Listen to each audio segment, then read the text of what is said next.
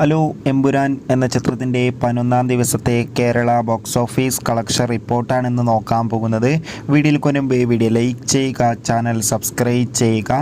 March April മാസം അങ്ങോട്ട് ധാരാളം ചിത്രങ്ങൾ OTT റിലീസ് ചെയ്യും. നമ്മുടെ ചാനൽ ഭാഗം പരിശോധിച്ചാൽ നിങ്ങൾക്ക് കാണാം.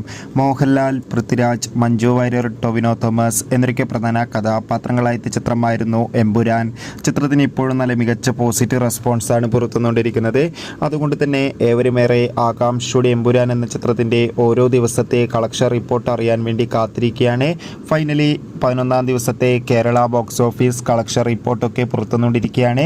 ഇന്ന് ഞായറാഴ്ച ദിവസം ആയതുകൊണ്ട് തന്നെ 11-ാം ദിവസവും കേരളത്തിൽ അത്യാവശ്യം മികച്ച ബുക്കിംഗ് ചിത്രത്തിന് നടക്കുന്നുണ്ട്. 2 കോടിക്കടുത്ത് വരെ എന്നും കളക്ഷൻ നേടിയെടുക്കാൻ വേണ്ടി സാധിക്കുമെന്നാണ് ട്രാക്കിംഗ് റിപ്പോർട്ടുകൾ സൂചിപ്പിക്കുന്നത്.